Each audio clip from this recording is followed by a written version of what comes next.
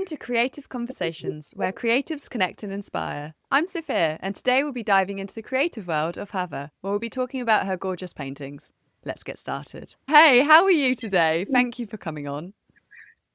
I'm doing great, and I'm really excited to be on this. Thank you. I feel honored. I'm super excited to have you on here too. It's been ages kind of appreciating each other's work, and to finally get to talk in person and talk about your art is really exciting. Thank you.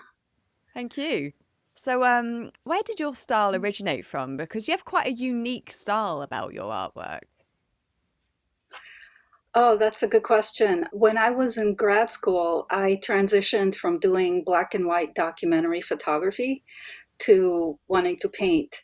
And so when I started painting, I was very conscious and intentional about what my subject might be because I was in grad school and I had to defend it. And at the time, I was really interested just as a person. I was really interested in biology, living sciences, all kinds of like evolutionary theories, like evolutionary psychology, evolutionary biology. And those readings influenced my art quite a bit because I started thinking about my creative process as a painter Yeah, as a kind of evolution, and making those kinds of connections. So it became really, really like grounded in biology and nature. yeah. And I think that's kind of where it comes from. So, biology and nature. That's fascinating. Yeah. So, what did you study when you were in education? Sorry, did you say? Um, so I have a bachelor's in photography. Oh, yes, Um, but photography. I Yeah, so but I was in, an art school as an undergraduate at the university, and I tried just about everything in the beginning. Like I knew I had a lot to say, but I Hmm. was just struggling to find my medium Yeah. at the time. Like I tried oil painting, that wasn't for me, too slow and too messy. I tried ceramics, wasn't for me, too messy. Too um, messy. I tried How does a I painter tried say it's too messy? Isn't that like what we love about oh it? I know, but I know, but at the time, I wasn't really. It's at the time it was too messy and physical, and I think I was all in my head at the time, Yeah. and yeah, I mean, it was an evolution. For a while, I was into jewelry design, and I even tried like illustration and graphic design. I gravitated towards biological illustration or scientific illustration. That seemed, I think that might be the origin of where everything came from, and It's that quite, was when I was. sorry, I was just going to say it's quite an um, interesting, unique interest for biology and science isn't to it? be the So when inspiration for I art. when I was in when I was in high school, and this is before computers, or this is before like things like Photoshop. I mean, if there were any computers, they were really, really rudimentary. But Mm. when I was in high school, I was kind of pushed into taking all like the advanced classes in science and math, and I did okay. I was never like top of my class. Like I was getting there, but Yeah. the biology class was the most fun. And the best part was when we got to, I hate to say this now, but when we did dissections, Oh, yeah. so Oh, I you had to liked that bit, did you? dissect. I, you Ew. know, I have a different relationship to, but I got to dissect this cat, A and cat? What? That's mad. yes, we had cats. Yeah, it was a cat. And like, as we dissected the different layers, we had to draw what we saw. So Yeah. I drew like the, the muscle tissue, and then bones, and then like the internal organs and the brain. And that was like the best part for me. The drawings of them, like just Wow. doing these like really, and at that time scientific illustration and like medical illustration was a real field because like I said, it was before digital photography and digital tools. So you couldn't really have, somebody in like in a surgery situation taking photos of surgery. There's just too much stuff there, like blood and so on. Like you can't Yeah. separate that with a photograph. So they use like artists to to render all these organs. So it seemed like something, like it seemed at the time like a really interesting combination of my interest in science and possibly like some form of medicine, and but from like an artistic perspective. And I did take a class, and it turns out I'm really terrible at it because I don't like to stick to what I see. Like Oh, my really? imagination takes me some. So do you think that your paintings have like a mix of the science and biology, but with a dash of creative, kind of imaginative Yeah, yeah, craziness? e- exactly. Yeah. Yeah, So because like, your work's very in the colourful. early, it's the color evolved over time. That took, because I was coming out of being a black and white documentary photographer. Hmm. So I saw things like I saw texture, and I saw like a gradation of light, darks and lights, and contrast. Hmm. And color color was something that I saw it, but I had to learn how to put it down on canvas and Yeah, have it be what I wanted it to be. yeah, And that was a process, but over time, it's something that for me is really, really central. The color, like the color speaks to me. I want to say the color speaks to me more than like some other elements of art, like the form or so on. But I don't know that it does, because I'm still very much like, I'm not an abstract like color field no, painter. But I do use it in a very specific way, and I feel like viscerally like different color combinations yeah. like really excite me. I was going to ask, how do you choose the colour palettes for each painting? Good question. I mean, there are definitely colors that I love. Mm.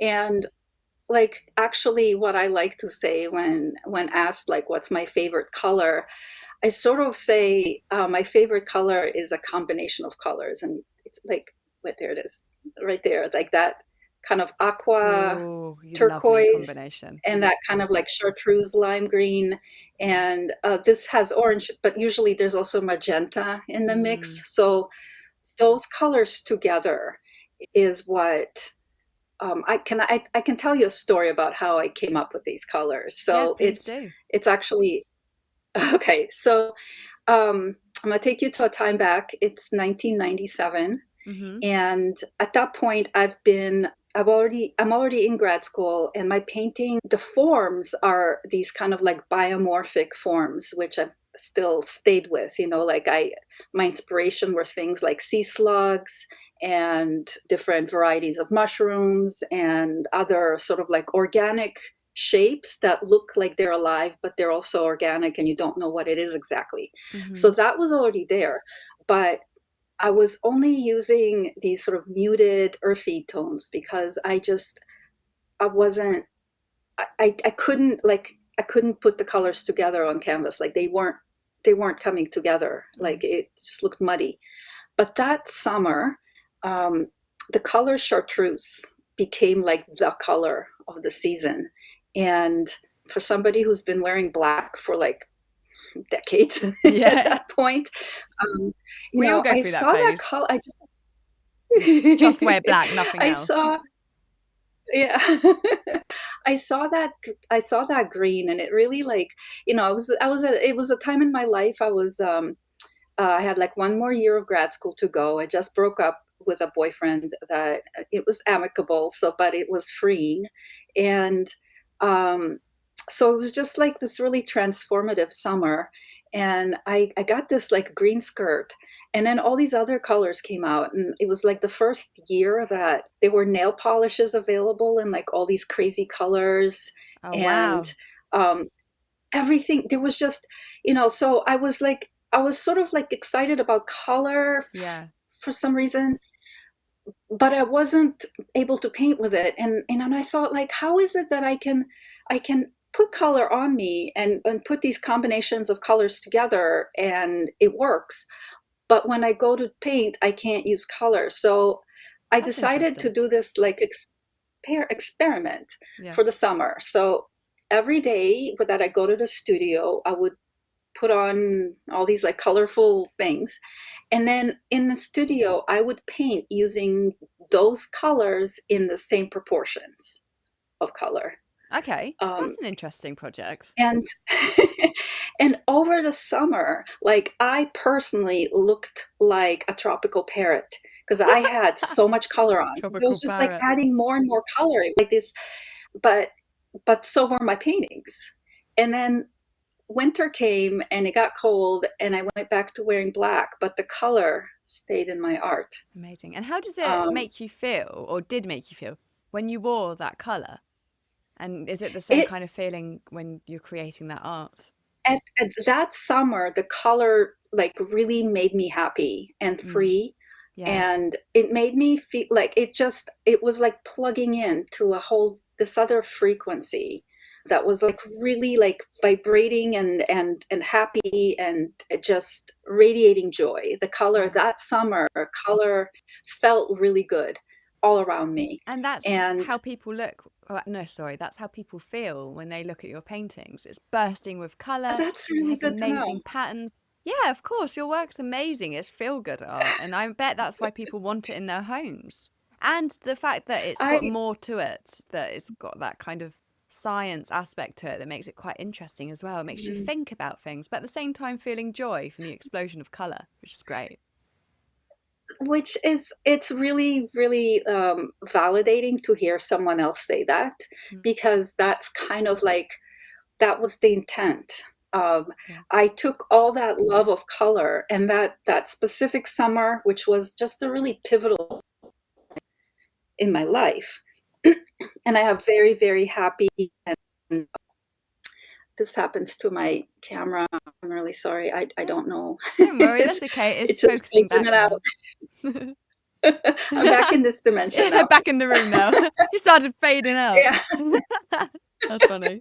Uh, Science, man. um, yeah. I what was I saying? That Sorry, that, normally, like, yeah.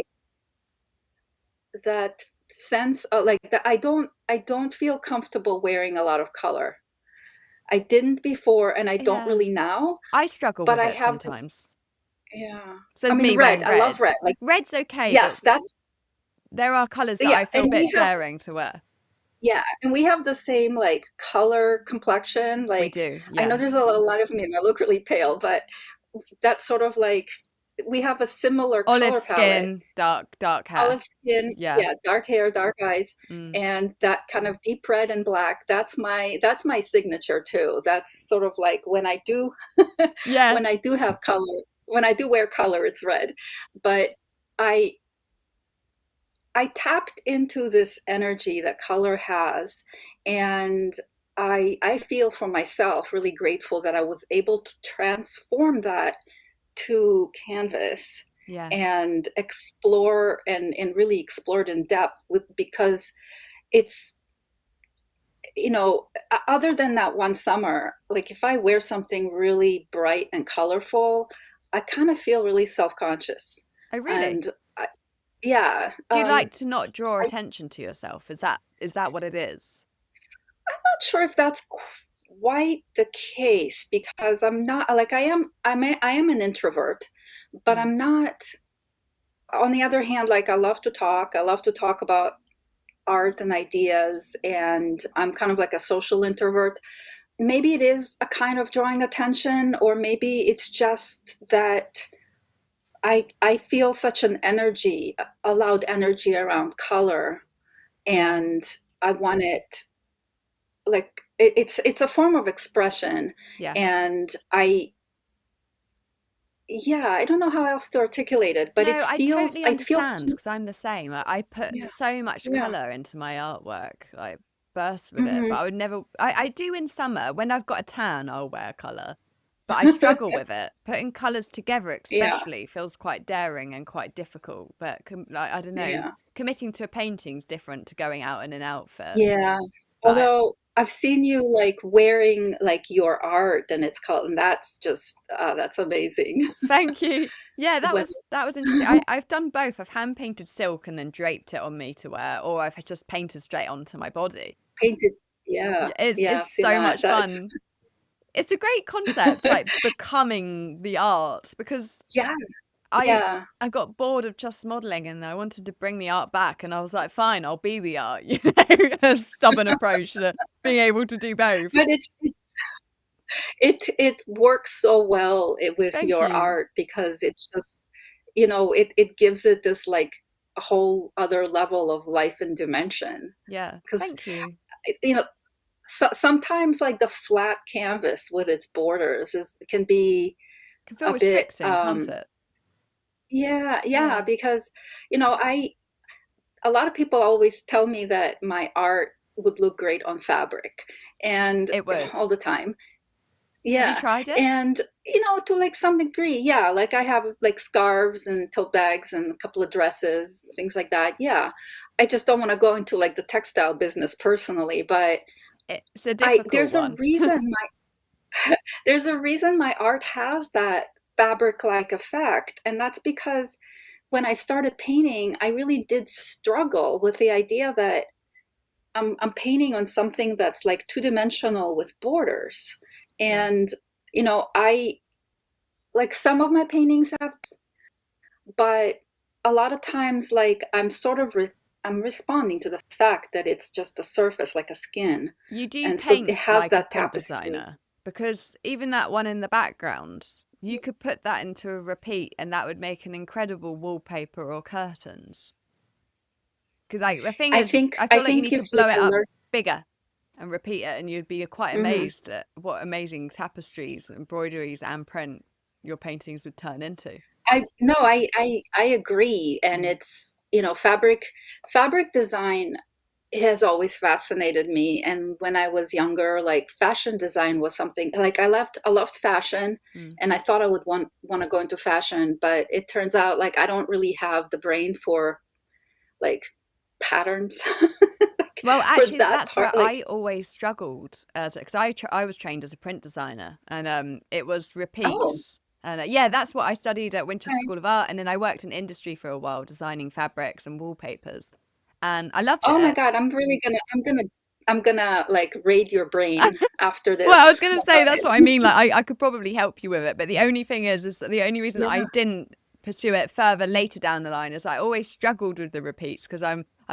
dyspraxic, so I do struggle a little bit when it comes to numbers, and repeats can be about that. But there is yeah. nothing more amazing than seeing your painting then turned into amazing fabrics. It's very rewarding, and because you I paint a bit like me, you love detail and you like to fill a space, which means that yeah. you'd lend to a print designer quite well because that's what it's about, isn't it? You're not just doing one Yeah, it is. singular You're right. thing in the middle of a canvas. You're filling that space, and that's what print designers do, Yeah. you know? So, yeah, your work would Oh, definitely wow. lend to that, and it's probably a whole new world you could explore at some point. 100%. It's you know what?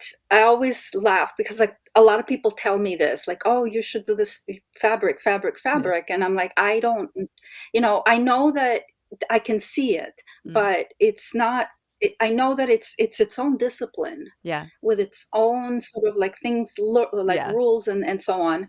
And I Yeah. don't know them. No. And that's, But you can it pay someone takes, else to you do can't, it. Did you know that? Because, like, that's there are professional people that right. do repeats online, and you can Okay. send them a JPEG of just the photo, a Oh, good quality really? photo of your painting, and be like, put this into repeat for me and put it into a file that I can send to a printers. They will do that, and then you can Oh, send it that's to a interesting. digital printer, and they can just print masses and masses of fabric for you. And if you struggle with repeats, you can That's learn on YouTube, but if you want to just cut that bit out, yeah.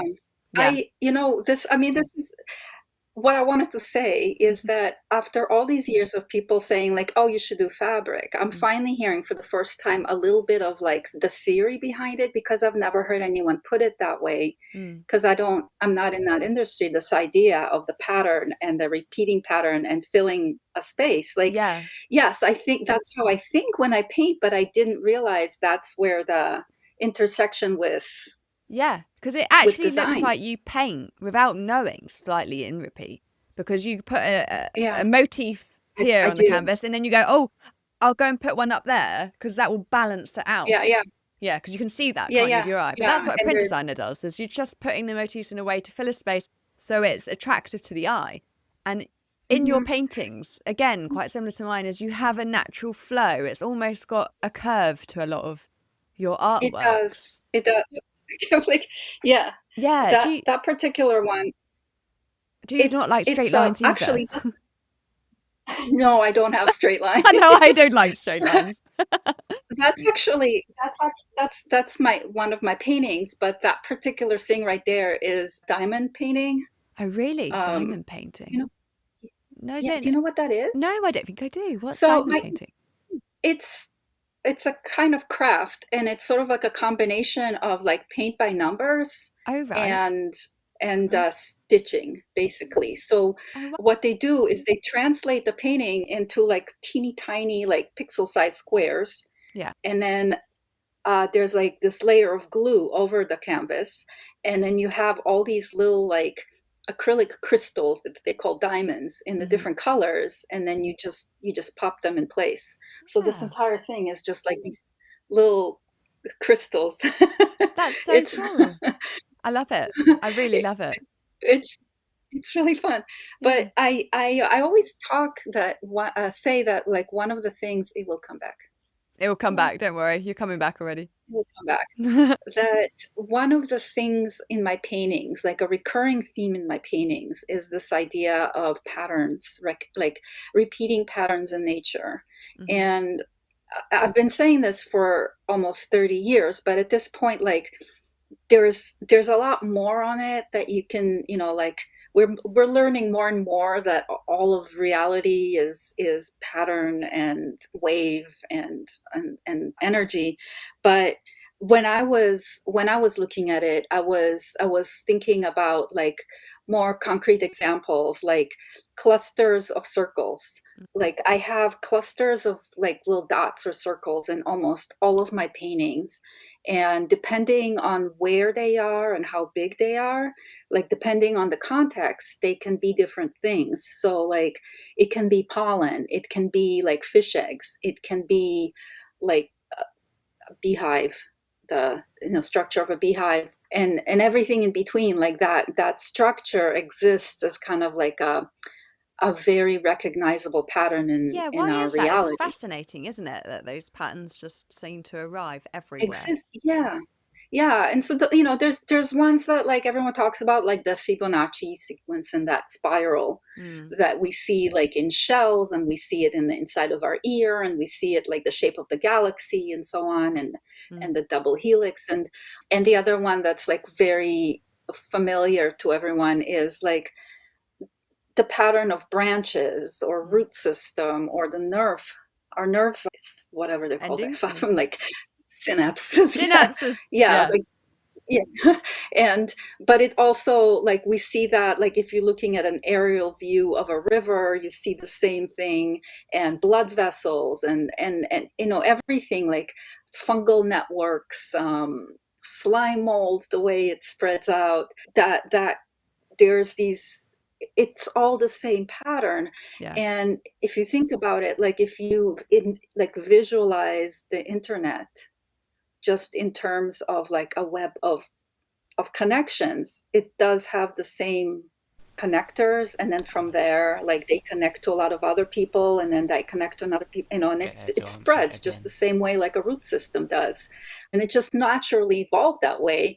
And so that's those are the things that I think about, these kinds of patterns. So that's that part of like science still stays with me. And then I get like obsessed about a specific thing. Like I'll get obsessed about mushrooms and I'll go deep But and mushrooms are amazing because don't they all like communicate somehow with yeah, the yeah, yeah. It's roots under the ground? yes, yes, the wood wide web. That's They like crazy, isn't it? Have you done yeah. paintings inspired Um by that?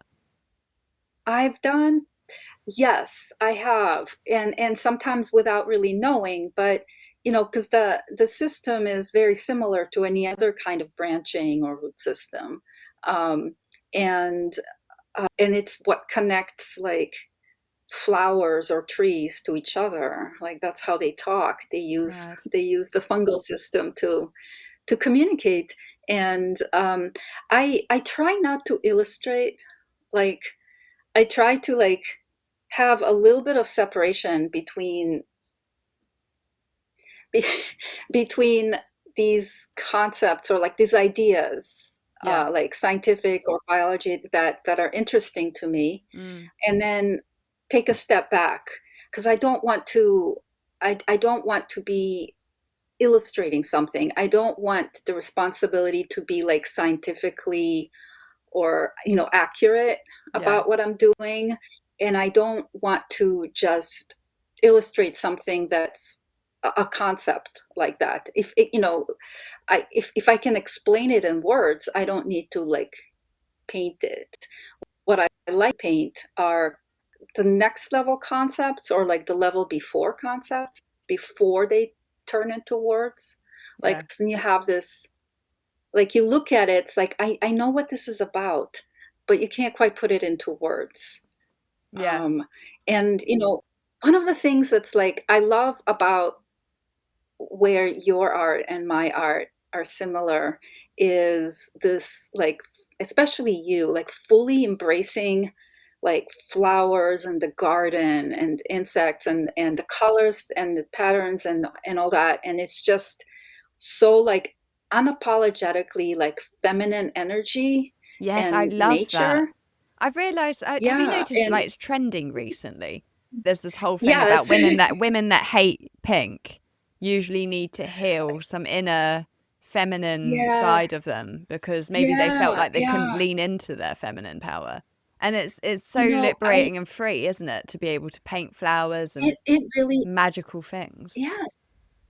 And it's also what's been a really good, like, for me personally, like what for a long time in my art, I would have like these abstracted shapes that are kind of like flowers. They were flowers, but I felt that I had to make them, like edgy, like I had to give them teeth or something else so that they're not just pretty flowers. Yeah. Like I had this, and that's like grad school. Grad school will do that to you. Like you can't just paint pretty Yeah. flowers. Yeah, they don't It has like to be that, like, do they? They're always pushing you out of doing no. flowers.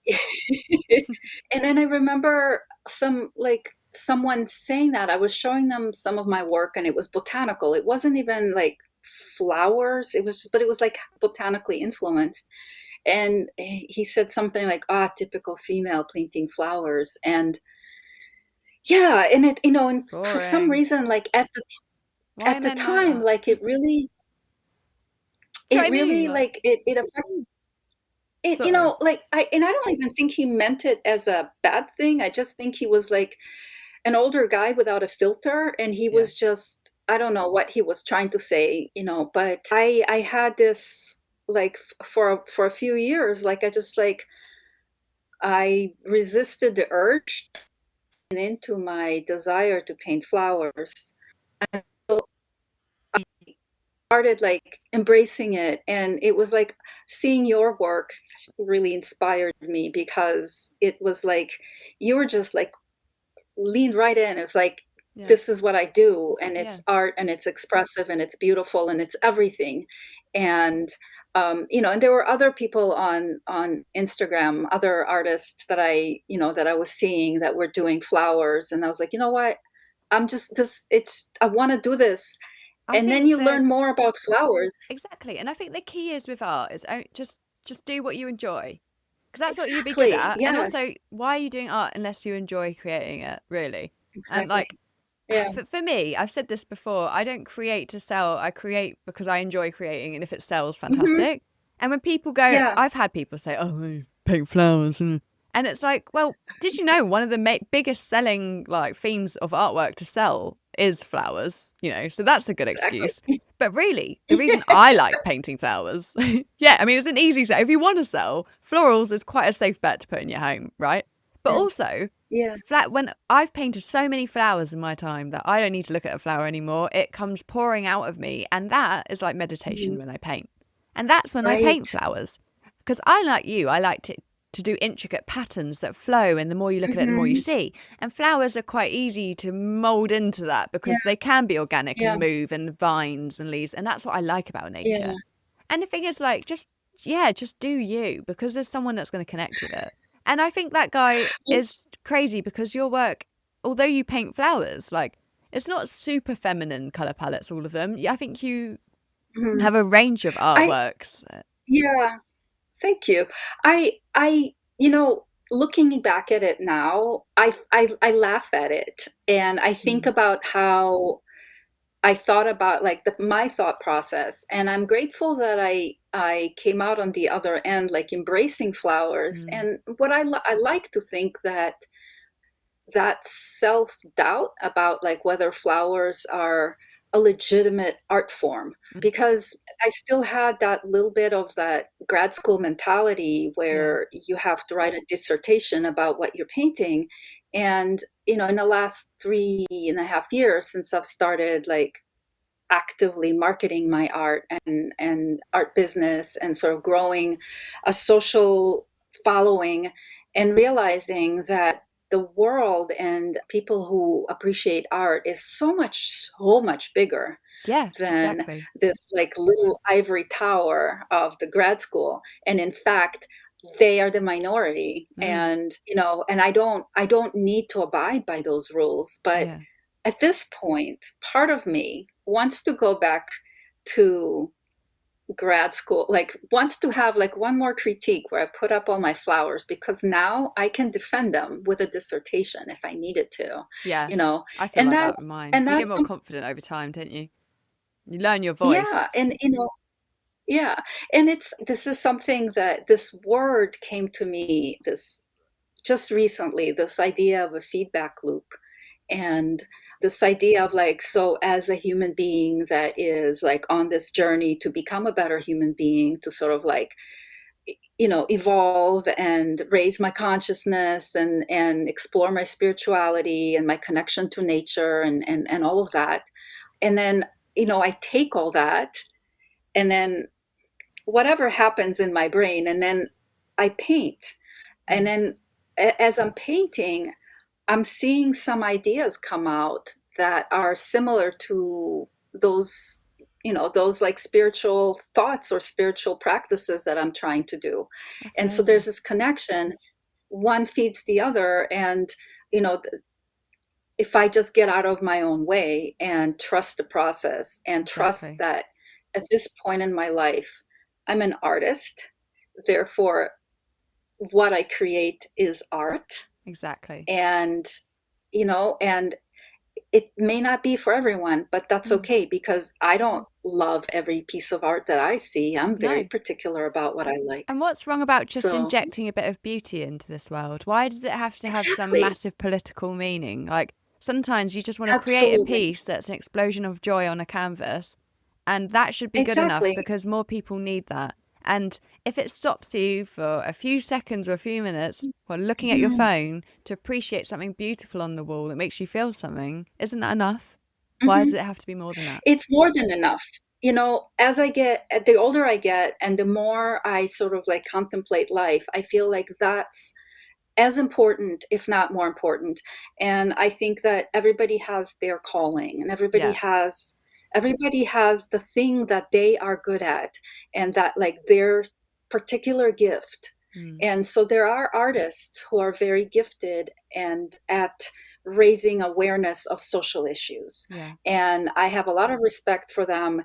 And I see some of that art, and I think like there are pieces of art and photography and so on throughout history that have turned history, like we're Exactly. turning points, like people's, change people's minds, and that's needed. Of course, that's needed. Yeah. But then there are also artists that, like, that's not their calling. No. My calling, I see my calling the way I see your calling is Yeah. to inject beauty and joy Yeah. to the collective consciousness, Yes, and and that's we need important. that. And we need each other for that. We It really do.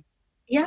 Yeah, the world Yeah, needs more and we beauty. we need this more than ever, Mm-hmm. because we are, like, so many people are completely disconnected from nature, Yeah, sad. and completely like just immersed in this, like, technology and hard edges and straight lines, Mm. and that we provide those rounded edges and that grace and that beauty that the soul needs, Mm-hmm. So, that the soul needs. can I ask, is there an important or personal story that you've gone through that you've told through your work? I think, well, I personal in the sense that it's meaningful to me Yeah. and meaningful to my own sort of like growth. And that's, I think, like, learning learning about the way all of reality is connected, questioning, what is reality, what is real, what is experience, how do we know that we are experiencing it, all of those kinds of questions. And I do have an experience, excuse me, Mm. That's all right. Have your tea. that happened 24 years ago. And I just moved to New Jersey at the time. I moved to a little tiny apartment in Jersey City that was across from downtown Manhattan. And I moved there on September 1st of 2001. So, like, 10 days before 9/11. Whoa. And uh, and it was like a very, like, interesting time in my life. I thought, like, all this stuff was happening, and then of course 9/11 happened, and the whole world fell apart, and I was kind of by myself. I didn't know anyone. I didn't have a job at the time. I was All I had was my art and some internet dating Internet to keep, dating. like, to Does that reasons keep you reasons to occupied? take reasons to take the train to, like, to Manhattan, and, like, meet some stranger for a Some meal or whatever. stranger? God. I don't trust But dating apps at all. They scare me. I went on one once and never well, again. yeah, well, that, that's a whole other thing. But Yeah, it's a um, whole other conversation. but I had a lot of time on my hands, and I would just paint for hours. I just would paint, and, days and nights didn't, like, at the time, like, I would stay up all night and paint, and then, like, nap Wow. during the day, and, just because I didn't have a schedule that I had to adhere to. But it was also a really scary time, and it was just a really strange time. And there was one night I was painting, and I've been painting for about 8 hours probably at that point. Like, I've been painting for a while, and I was working on this little abstract painting. I was sitting on the floor and painting, and um, and suddenly I had this, like, sense that I was looking down at the entire universe.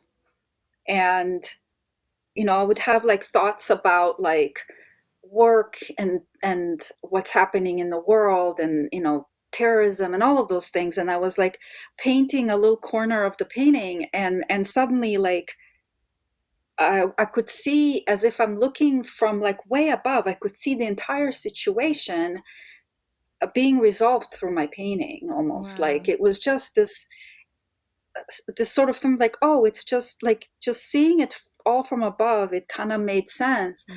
And then I would go to a different part of the painting, and I would think about, like, family and relationships, and and I would have the same sense. And it was just like suddenly I kind of felt like everything when you take a few steps back makes sense, and Yeah. I can make sense of it by painting. Like that's how it felt to me. Like I just remember thinking in the moment that as long as I have this, as long as I have access to painting, I will always be okay. Mm. And it Isn't that wasn't lovely until a that few years, us artists have that? We're always okay if we've yeah, got our art. And that's what's so it lovely. always, I know, because we Yeah. have this valve, like this pressure valve, like Mm. when things like it comes out, whether you want it or not, it comes out. Mm. And so when I paint something happy, I'm happy because it means that that's what's coming out of me is like joy, Yeah. and I don't, there's no angst in my life. And I Mm-hmm. don't feel like as an artist, I have to experience angst or I have to, No. like, I don't, like it'll happen when it'll happen. Yeah. And at that point, just like back then, I turned to art as a way to sort of like really heal. And years later, I realized that what I had was an out of body experience. Wow, that's so that I cool. was that I was so deep, like that painting became so much of a meditation. I was so enmeshed in what I was doing that I just disconnected from all that minutia of the 3D reality and just sort of like saw everything connected. And How I incredible. would give anything to like to have that experience again. I don't know if I ever will, but it stayed with me all these years. Mm. And because of it, even in times when I might have like a creative block or just not sure what I'm doing, or like everything I'm doing is just looking trite and repetitive and I'm not inspired, I remind myself that everything is cyclical. Like everybody, like there's seasons. Like Mm. everything has to hibernate occasionally and Of course. replenish, and but that it's always there. It's not going to go away. No. And we have And to remind ourselves that, don't we, as artists? Because if you don't do it for a yeah, while, you think, oh, I'm not an artist anymore. All this stuff, all this negative yeah, talk. When really, just pick up a paintbrush and get going again. And it's liberating, isn't it? exactly, When you've had a bit of time exactly. away and you get back to it, it's like, yay, I feel like myself again. It's like therapy. It's like free therapy painting. Yes, it is. It And, really it's is. sometimes like, how did I even doubt this? Like, of Yeah, course it's always there. Like, you yeah, know, exactly. it's I feel like, I mean, I strongly believe that everyone is, we're all born artists. Mm, Like children draw before they can speak usually, or like exactly. this Yeah, is how we express ourselves. And, we see that in like cave art and, yeah, artifacts. Like there's been like art making and as a form of expression has been is yeah, just who we are. And it's just that most of us don't get encouraged to keep going. yeah. And that's So can I ask, in a world of mhm. saturated imagery, how do you manage to stay original with your artworks? Oh wow. How do you I listen to think your in part, voice rather than trends? yeah, I think that part of it is, and that's another thing that I had to kind of shed after art school, this notion of originality. Mm, Like and I try to trust that if it's if it's coming from me, and I try to maintain it as an authentic voice, yeah. that it will stay original. But it's hard. And and the other thing is, like, I see other artists and there's things that speak to me. I'm like, Mm, oh my god, I love this. I want to try that. mm-hmm. And how do you, like, I don't want to copy what someone's doing, but maybe try that technique, or maybe try that combination of colors, or maybe, like, after seeing artists like you who are just like really letting the floral, like letting it that be the subject, not just like the little background thing, Let like, the but the flowers main free. event. Yeah. Yeah.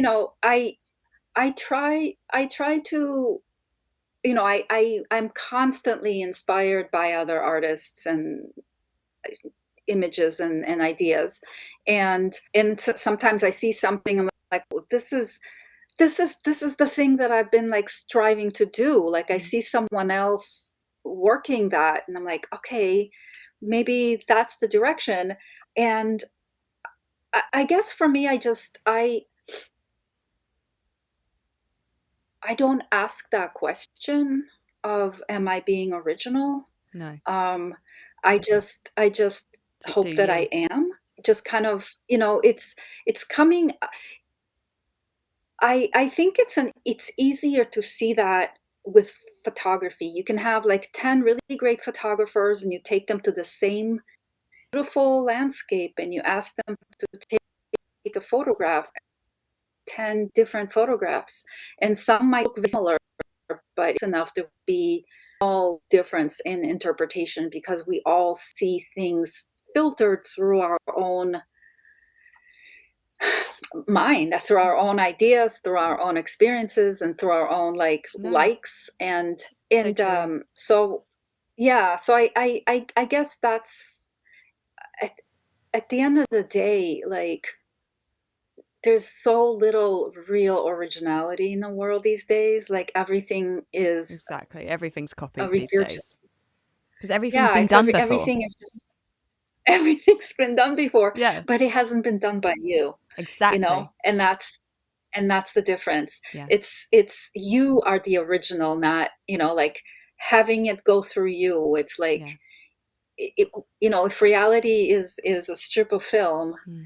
and you're the projector, and each projector has its own like little scratches and filters and kinks, and like what comes out, what gets projected out is going to be uniquely you, and it might look very similar to Yeah, someone else because you might be like, kindred spirits that like feel the same, yeah. but it's gonna still be But you. it's you. Well, thank you. That is Yeah. an absolutely amazing way to end this podcast. I think that was really beautiful. And I think you are so inspiring. Thank you so much for Thank coming you. on here and sharing with us all your creativity. You're fascinating. And I'm going to have a look at your artwork again when I get off this podcast because I want to search for all the science and the patterns. So can Oh, I that's can I ask where can everyone find your artwork? so I'm on Instagram Yeah. and I have a website and I'm on Facebook, and they're all the same. It's Hava Gurovich Art. I think I'm the only Hava Gurovich on the internet. Yeah, I think so, most likely. So, which is great, or at least the one that's been around the longest. So my art pops up. I do Fantastic. have occasional exhibitions, but they're usually locally. Although I should mention that I've been featured like in London-based publications Oh, a amazing. lot. Oh, wow. Okay. And it's just one of those things that you tap into. So it Okay. started with House and Garden House and last garden. spring, Yeah. and so I was in their art edit for 4 months. Wow, And then that's so from impressive. there, I got contacted by the London Life magazines, London. which, Oh, how fancy. you know, Yes, I have heard of them. yeah. So, Fantastic. so, and I had like full page features, like, and like an artist feature.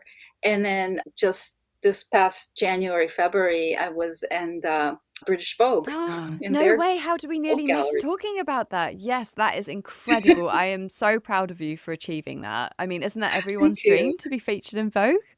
Incredible. It's the little girl in me that's always Yeah. wanted to be a fashion designer, and then I thought, well, maybe fabric design, or Yeah. whatever it is, but it's just that is like the Bible The epitome. Yeah. of Yeah. Retire fashion. now. You've hit that point. I'm in Vogue, baby.